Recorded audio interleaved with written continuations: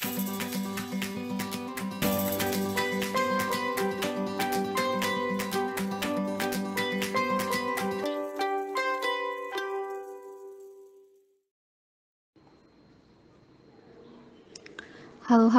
teman-teman semua, apa kabar nih? Semoga semuanya baik-baik dan sehat selalu ya. Nah teman-teman, hari ini saya mau membagikan kisah ketika saya ada tugas di Sidoarjo. Jadi ini bersambung ya. Kemarin kan cerita waktu di Sidoarjonya, waktu di tempat atau di desa-desanya tuh. Nah sekarang saya mau cerita lanjutannya tuh ya. Jadi seperti yang di opening itu, yang bikin saya wow itu ada ini namanya Sidoarjo Comment Center gitu. Saya belum pernah lihat ya ruangan seperti itu. Taunya sih kayak di TV-TV itu kan ada NTC Polri gitu ya. Isinya tuh satu tembok itu isinya CCTV dari berbagai macam tempat gitu. Terus ada satu layar besar bisa buat teleconference. Nah, di Sidoarjo itu ada kayak gitu itu teman-teman. Nah, waktu saya tanyakan kapan mulai adanya, ternyata mulai tahun 2017. Jadi sebelum pandemi, masa pandemi ya. Jadi ketika ada masa pandemi itu banyak teleconference gitu kan ya, dari manapun itu. Jadi mereka itu udah siap sebelumnya gitu ya. Nah, saya lihat apakah kabupaten-kabupaten lain atau daerah lain punya seperti itu, kayaknya I'm not sure ya. Kayaknya belum kepikiran gitu. Jadi ketika masa pandemi nggak kepikiran lah bikin seperti itu. Kalau misalnya dianggarkan sekarang kan, nah beda lagi ya. Kalau dulu mungkin penganggaran masih agak longgar gitu. Jadi ruangannya tuh nggak terlalu besar ya. Mungkin sekitaran 5x5 gitu ya. Jadi kayak ada sectionnya gitu, di bawah itu ada sekarang 4 atau 5 komputer.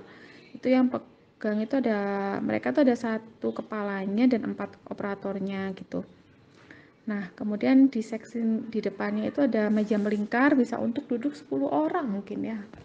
Terus baru section yang agak tinggi itu untuk pemimpinnya mungkin ya. Itu ada 3 kursi. Nah, pada saat itu saya lihat itu di temboknya itu ada terbagi 2. Yang pertama itu untuk CCTV. Jadi karena waktu itu ada Pilkades, jadi itu CCTV dari desa-desa. Mereka ngirimkan kodenya, ya CCTV di balai desanya itu mereka jadi bisa tahu tuh ini udah selesai pemilihan kapan, ini sudah selesai penghitungan suara atau tidak, rasanya gimana ya kayak gitu deh. Nah, layar yang sebelahnya itu layar yang besar, itu biasanya buat conference. Nah, pada saat Pilkades itu kan langsung pemantau langsung dari Jakarta. Jadi ada yang kayak kepala dinasnya atau apa gitu, langsung deh telekonferensi di situ. Jadi nggak pakai TV kecil atau pakai HP atau pakai apa gitu ya. Itu yang memantau langsung di kayak comment centernya itu. Nah, comment centernya itu ada di kantor kabupaten. Kayaknya sih semua OPD boleh pakai gitu kayaknya sih. Maksudnya di Sidoarjo itu yang ada yang kayak yang tertop itu ya di situ itu. Jadi semua OPD yang lain mungkin dengan perizinan bisa pakai. Nah, selain di comment center itu, kan saya dan bos saya tuh keliling-keliling tuh. Nah, itu ternyata juga dari pihak Jakarta tuh minta laporan secara langsung. Ya, beruntung ya diselamatkan oleh teknologi kan ya. Jadi, ya sudah kalau misalnya lagi ingin secara langsung itu dikumpulin tuh dari kecamatan, dari Polri, TNI, kepala kayak ketua panitianya lah, apa itu semuanya langsung deh laporan langsung di situ gitu ya. Kayaknya kalau dulu tuh kayaknya cuma wartawan aja yang nggak bisa kayak gitu ya.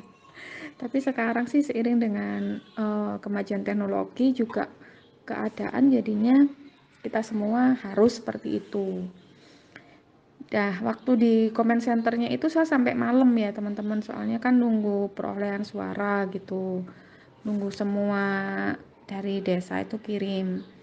Nah, selain dari saya gitu ada juga dari ini, dari kantor BPPT. Nah, mereka tuh memantau mengenai adanya quick count. Jadi ada beberapa desa tuh yang jadikan percontohan. Jadi kalau pilih pilkades itu nggak pakai kertas dilubangin gitu. Jadi cuma tinggal sentuh aja di layar.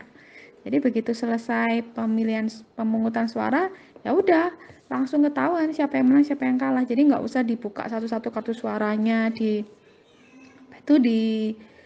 sah-sah gitu, nggak usah. Jadi langsung tahu gitu. Kalau misalnya terjadi eh, perbedaan antara di daftar sama yang di komputer lah, barulah dibuka itu jadi pembanding aja gitu. Jadi lebih cepat gitu.